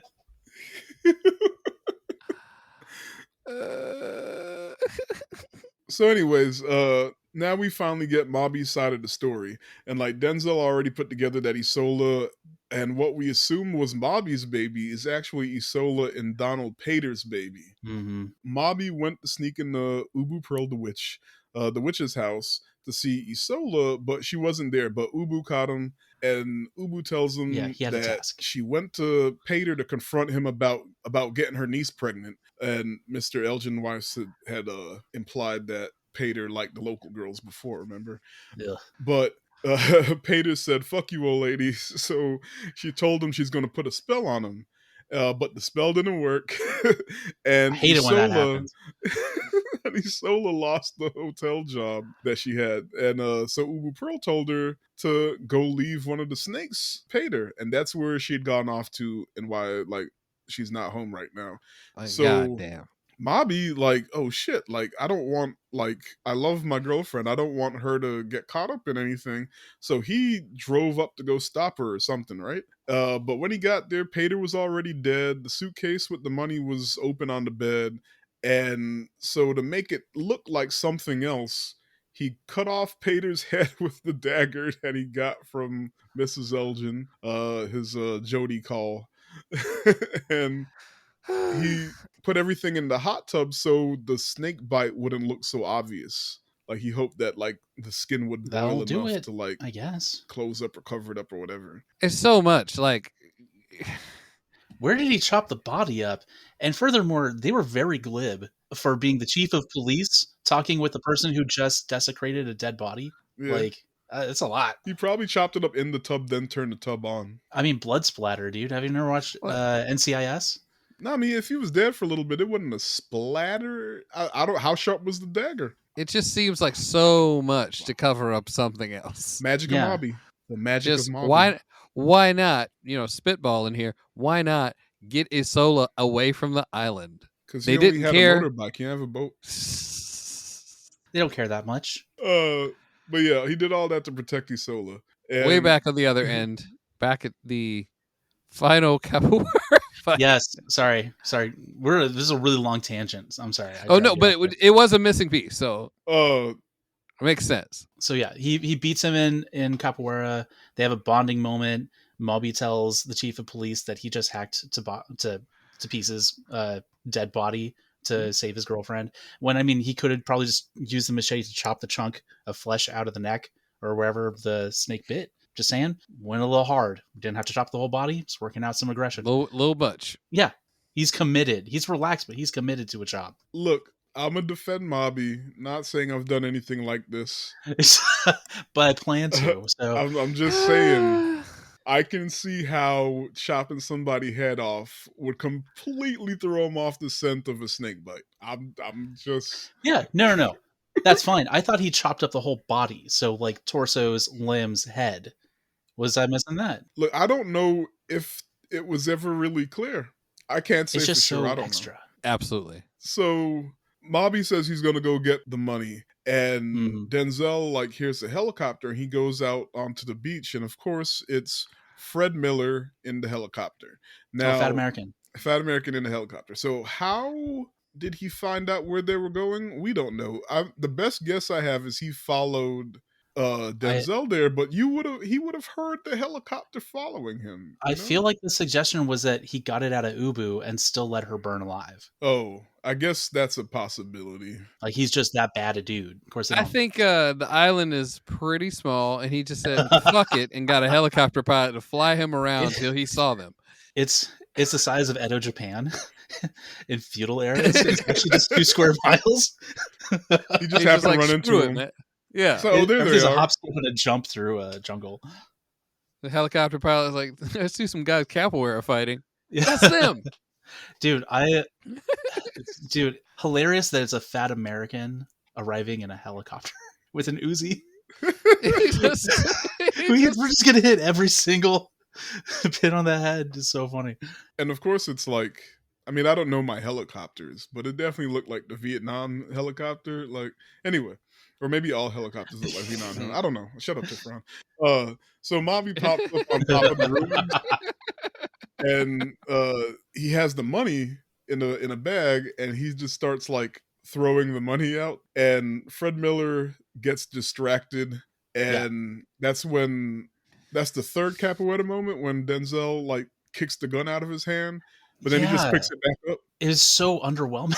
Yeah, he just picks it back up. I thought he was about to beat this dude's ass, and he just picks it back up and was like, "Don't be a hero." And he starts shooting at Mobby, and Mobby starts to run, and he drops the bag. It was the most underwhelming action moment in a movie that intended to be serious, because it seemed like something a 12-year-old would do. Yeah. And then they just hit him with the butt of the gun anyways. Look, I know they had the helicopter and they have to have this big moment, but I thought before the big moment we'd at least get Quinn and Mobby teaming up, best friends their whole life, beating the shit out of a fat American. And then he it's a Michael Bay tries movie to run away on the helicopters.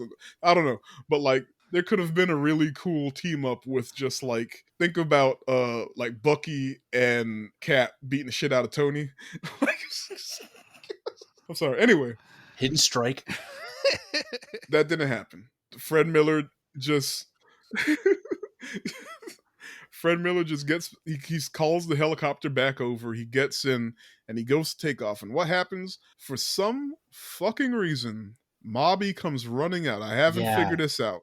I know I've been defending Mobby this whole movie, but for some reason, Mobby comes running out and he jumps onto the bottom of the helicopter. What do you call that? The legs, the feet, the landing gear? Skids. Skids. Yeah, they had him on that big truck with the jet engine too. Strike. So served the same purpose. So now the helicopter's flying away. Mobby's hanging. Fred Miller looks out the window and sees the shadow of the helicopter over the water, and sees that there's a shadow of a man hanging from it. He looks out, sees Mobby, pulls out his Uzi and shoots at him, and we just see Mobby fall from the helicopter into the ocean. Well, I hope he's okay. Immediately after, the pilot starts convulsing because we see there was a snake in the bag of money. Yeah. So Chekhov's gun. Again. So Fred Miller tries to grab control of the helicopter, and the best he can is weird because he had a stick too, but maybe he doesn't know how to. So he was grabbing this dude's stick. He had a stick. Both were so it didn't quite work out. And the helicopter flies back to the beach. Had to talk with him.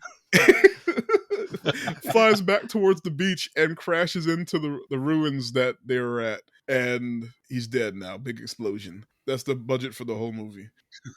Do you think that, I was trying to figure this out, Mobby put the snake in right before? No. Or was the snake always in the bag? I don't think the snake was always in the bag. I feel like Mobby might have planned the snake, but I don't know why he would have. I think he brought the snake along in case someone's about to come take the bag, and then someone did come along, like a security snake. And this is my emotional support snake. So he had the snake. If you're trying to keep your things safe, come to Jamaica Snakes. We have all the snakes to keep your house secure. Copperheads, cobras, green mambas. snakes, black mambas. All your snake needs. Yeah, so I think he put it in at the last minute, but he had it as a contingency. But he could, I don't know. I feel like if the snake was in the bag the whole time, he would have gotten bit. I don't know. Mm-hmm. Anyway, this doesn't matter. Well, yeah, I don't know. It depends on how much credit you want to give Moby, and Moby is supposed to be this it's the magic of Moby, mythical being. You know what I mean? Did he plan for this? But if that's the case, why wouldn't he have let helicopter go off by its own? If he put the snake in there they take it. So you're right. So that was the only thing that didn't make any sense, because part of it was okay, he grew up poor. He finally got his big break with the money, and he didn't want to let it go.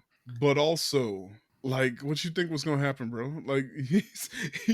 He immediately regretted it too. Once he got high enough, and Denzel was let go, man, you're crazy. And then it was oh shit. And then he was just, what do I do now? No, the accent was too good. Walk it back. I did a oops. I think the snake was part of Ubu's curse. Okay. I don't think that he knew about it, because it seemed like he was getting back on the plane to get the money back. You're right. I didn't think of this. So Ubu Pearl had the last laugh. Yeah. She's laughing in hell now. She's laughing with angels. She cursed him. She said, "Because I'll kill you." Look. She's he said, "Well, what if you die first? If you die first? I'll kill you when I'm dead." And that was the snake. She was the snake. She put a bullet in Chekhov's gun. She's try it. Just spins chamber. So is this a good movie? No. I told you, I can grade it on it being a cultural touchstone, or I can grade it on being a movie. And you told me, Brendan, tell me what you think of it as a movie. She was Chekhov's snake. Snag. Chekhov's snag. Oh man. So next we see after the fireball, we see Denzel show up at home, actual home, not. Oh my god, this was family. The worst scene. Not because he's been sleeping in a cell in the police station next to the drunk take. He's doing a lot of Andy Griffith stuff now that I think about it. Look, they said Denzel hasn't been sexy enough in this movie, so he has to show up home in the rain, looking real R. Kelly sad playing in the background. Right? And his shirt's unbuttoned. This is peak Denzel too, right? This is between 1986 and 2007, where every black woman in the world was in love with Denzel because he's a gorgeous man. And in this movie, he was wearing these tight khakis, and they always did all these shots from behind, so you can see his behind. And they're look, women are going to love this movie. And you know what we didn't put enough of? sexy Denzel moments. So why not we just end it with him wet and not topless, but he had his shirt, but he was wet and his shirt was open, and like Cheryl Lee Ralph sees this. She meets the demographic and is just like, you know what? I know she didn't say none of this, but you could see it in her eyes acting. She's like, holy shit, it's Denzel. Here he is soaking wet, double cheeked up on a Tuesday. You know what? I don't care that our marriage is falling apart. I need you right now. Dude, and it was so awkward because afterwards her son just comes over and sees both of her parents lying naked in a bed, and he just like thumbs up and winks at his mom, and he takes off smiling. Like, that is the worst thing I've ever seen. Hey, I'm gonna go to school now. When you phrase it like that, it is a little weird, but he's happy his parents are back together. His daddy's home. I get the intent. But also, not right. It's a weird way to do it. And she's just like, shh, he's sleeping. And they're like, just kind of like entwined post-coitus. He saw him come home the night before too, so it's even weirder because he knows what just happened. He's old enough. He saw him come home, he all wet, and his mom was all like, "Oh my!" And then the next morning he checks up and is like, "Yeah, fun night, mom." It was Chekhov's son. The whole time. This was a plan that he and his mom struck up to get Mobby murdered and them back with Quinn. See, it is a family movie. The whole thing's been a giant scam. They killed everyone who died. I appreciate it, because in the next scene, you see him and his son walking the beach together. Oh, he's like, "Tell me about your friend Mobby." Tell me about Mobby, Papa. Yeah. And he was a dick. I was waiting for another fucking song. I swear to God.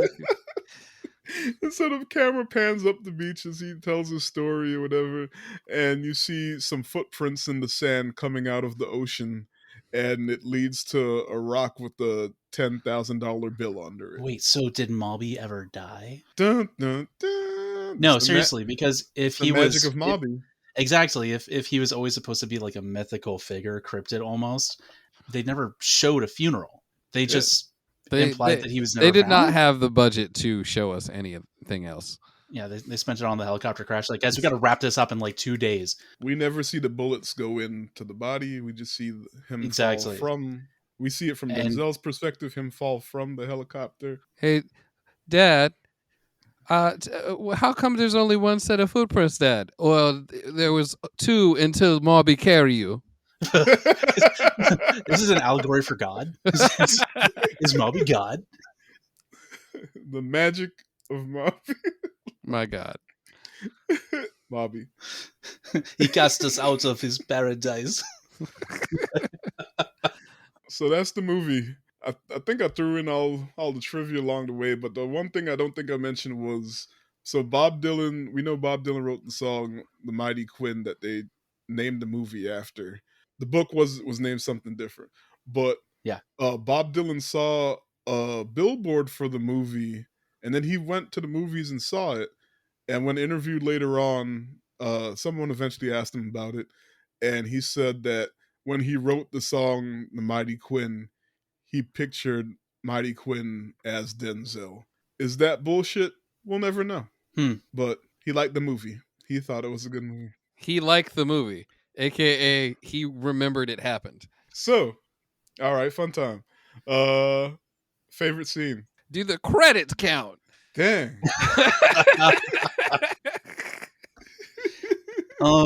Okay, so there were a lot of really just amusing scenes, and it felt like this movie occupied the same space that like a Surf Ninjas specifically would have. Oh my goodness. We had to make up a place to make it seem exotic.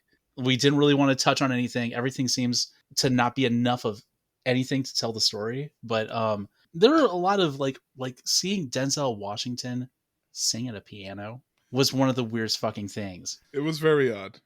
Everything felt so weird that like I don't have a favorite scene, but sure, there were scenes in there that were pretty amusing to watch. I feel like I liked the initial scene of them having to face off after they almost wrecked. But it was the anticipation of like what this interaction was going to be like. Yeah, it wasn't And a then good shot, and and then it it kind of wasn't well fell acted. flat. Yeah. It was just like, oh, there was a lot of anticipation to like what's coming next, and it just like, dang it, is this gonna be how the movie is? Because Yes. damn, they really set the pace for the entire I guess movie the with wedding that scene first scene. the wedding scene was kind of cool. It did set up a lot of high expectations, but Yeah, it did. It really did. It failed to deliver on those. just watch But this first scene. it had a lot of fun scenes. I'll say that. Oh shoot! I don't know if you said anything. I just remembered the actual is in my notes. Actual scene I really did like. What's that? He's been out investigating and he's on his way back to the police station to like go to sleep, and he sees the thirsty lady coming out of the jail, and he slips to the side of the jail and totally pulls a crunk up next to the building. Yeah. Oh, yeah, he hides from her. And hides till she locks off and goes inside because he wasn't into it. Like he maintains he was not really into it. Like he clearly acts like, oh yeah, you know I would. And then once she's gone, he's just like practically that cartoon thing where you wipe your brow and whistle. Yeah.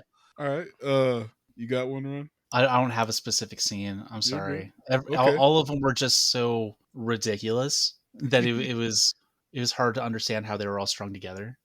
I will not. It's an amusing watch. How about that? I refuse to go into the normal rating system because it would be rude. I'm gonna say the weirder thing. I feel like there's a lot of potential in this movie that was wasted.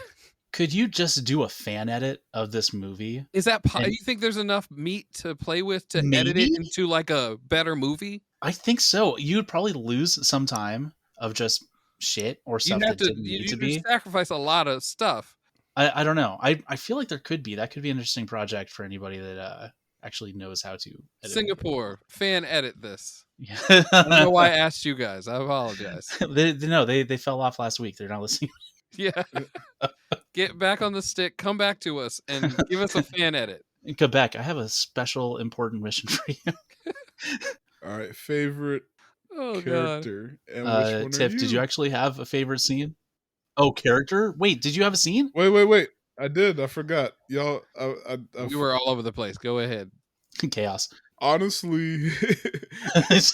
Wait, did I? It's not a specific scene, but I enjoyed both of the wife argument parts and both of the Mobby and Denzel parts. Like the them on the mountain, and you see just like you don't know what the hell's going on there, and then at the end when he finally explains everything, and like Denzel has this look of like, man, why did you just tell me from the jump? Like, I mean, yeah, I'm your friend, but like, I guess that's part of it. Is like Mobby doesn't know if he's his friend. Like at some point in the movie, he leaves a picture of them as children in the window, and like the drunk wakes him up and was like, hey, somebody left something for you. It was like hey, remember, we're friends. Don't come after me. Like kind of thing. So I get it. But despite Robert Townsend's accent, like him talking to Denzel was just super genuine. And Denzel and Sheryl Lee Ralph, like, especially when they were flirting at first and then it turned into an argument.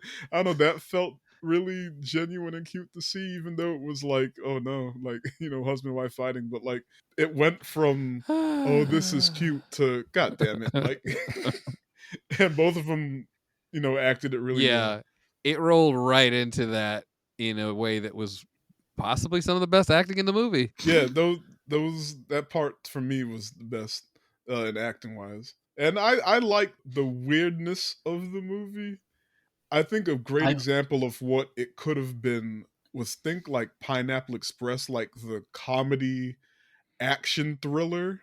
That would be if they actually chose to do any one thing more than they did, but it felt like they were trying to walk a very specific balance. Yeah, they were trying to be easygoing while still doing a thriller, which is funny because this is the first Denzel thriller, and that became a whole thing eventually. But I think that's what makes it camp, because they can't build on the suspense that is indicative of a thriller if nobody gives a shit.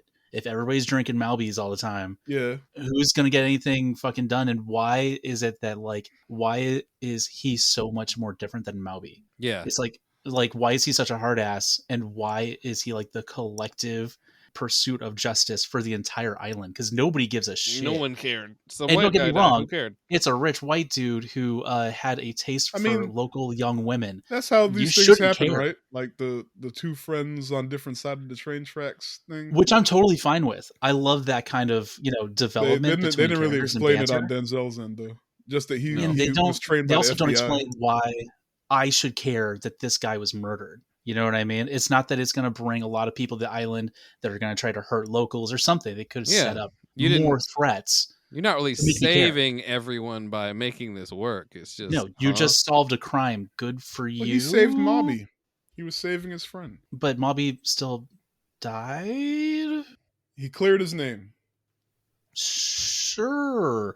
And I feel like they could have interwoven more conversations with Malby explaining the situation instead of doing an info dump 2 minutes before the end.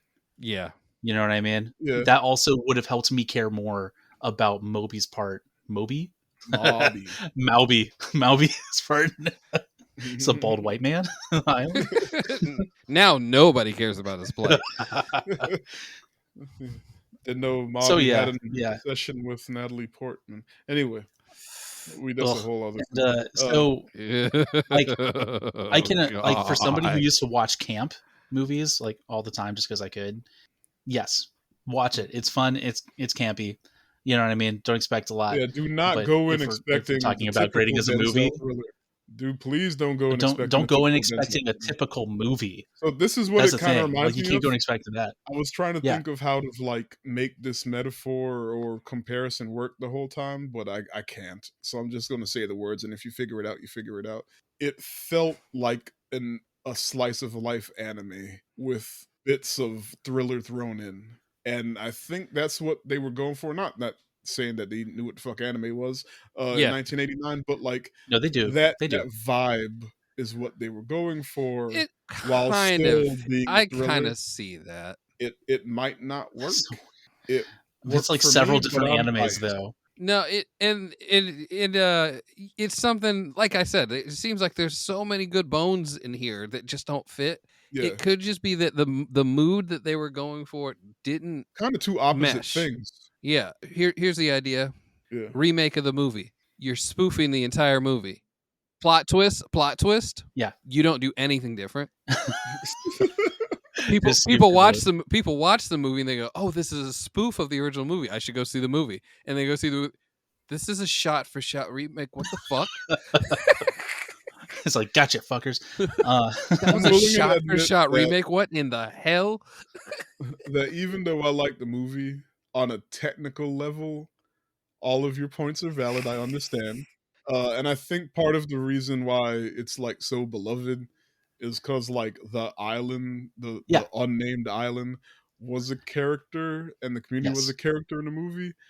So like that's why it meshed well in the Caribbean. Also, I think this might be the first big movie that came out since The Harder They Come, and like not only did it have international appeal, it had international stars because they brought in Denzel and Robert Townsend in 1989. I know that was the talk of the whole island. That was the talk of the whole Caribbean. Like, hey, we got a Denzel movie. I mean, he wasn't Denzel yet. You know, this is kind of... He was getting there. He was getting there. So they still would have known who he was, and they knew that they're making a big budget.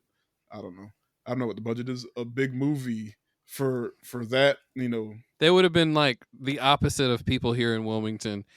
Movies get filmed here in such frequency sometimes that people would just literally be like, "What the fuck? They got Front Street blocked off again. Who the fuck is down here? Oh, it's Spike Lee. Fuck his ass." So I'm trying to get a Front Street, but yeah, back then, decent budget, getting people in town involved, probably all of the crew eating at local restaurants, bringing up the amount of traffic at some places. Yeah, as a camp cultural touchstone, I can acknowledge it and accept it, and then just people watch it. Why not? You get like some more perspective as a movie, because it does feel like slice of life beach episode for like 4 different animes. You know what I mean?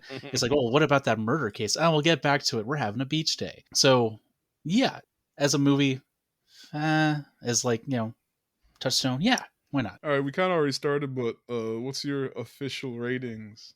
Y'all go. I can't. Weird. I can't give it a rating. I can't say this is 1 out of 10 stars because I'm not looking at a movie right now. Tefron, you might as well like roll it up. See what you got. Let's hear your 10 out of 10 life changing. All right. I gave this 7 stars, meaning it's a good movie. I would buy the DVD, even if it was worse to me. Even if I liked it less, is what I'm saying. I would still buy the DVD just to have it for the cultural significance. But also, Denzel Washington is the greatest actor alive, and like I said, that's a whole other podcast. Like literally, it's another podcast just about how great Denzel is. So I don't got to get into that, but I would buy the DVD just off of those points alone, but I actually genuinely like it, even if it's goofy. And I'm standing alone on this island, but that's where I stand. And y'all just not. I don't feel like it was a full-on hate watch. I just remember seeing this as a kid and being confused, and then seeing it as an adult and being like, well, nothing changed. Okay, cool. I think that's the difference between watching Hidden Strike and watching this. Hidden Strike, I was getting increasingly more angry that the movie was even greenlit. Watching the Mighty Quinn was just like, this is just an odd experience. You could tell Hidden Strike, everybody but Cena was in it for the money, and you could tell with this, everybody was enjoying themselves. Right? I could see that. Yeah, no, that's what I'm saying. Like, it's a good thing they didn't give them any acting direction, like just all the extras, and be like, "Hey, be broody and gritty." It's just like, nah, dude, no, we're just here for the vibes, and like that's the whole movie. Everyone's there for the vibes. All right. Well, on that note, plugs. Same old, except I got a Blue Sky now. I think I brought that up. DD Sluggers, Blue Sky, DD Sluggers Threads, DD Sluggers MySpace. It's all the same. Come by and see me do bad 3-6 Mafia memes, and sometimes I put out music still. I'm still technically going to put out an EP by the end of the year, but nothing to the scope of which I had planned for reasons. But still, because I just miss doing it, and I probably haven't done a good one in a while. Yeah, we're just Power Bummer everywhere, all one word, loud, fast, sad. That's pretty much it. It's me and my wife. We just do stickers, screen prints, shirts, etc. She's the power, I'm the bummer. I like that. Yeah, just we keep busy doing stuff on the side. Find us anywhere. Come say hi. All right. Do I keep the Twitter bit going? Sure. SGBK Podcasts on X Twitter, even though we're actively telling you not to use X Twitter.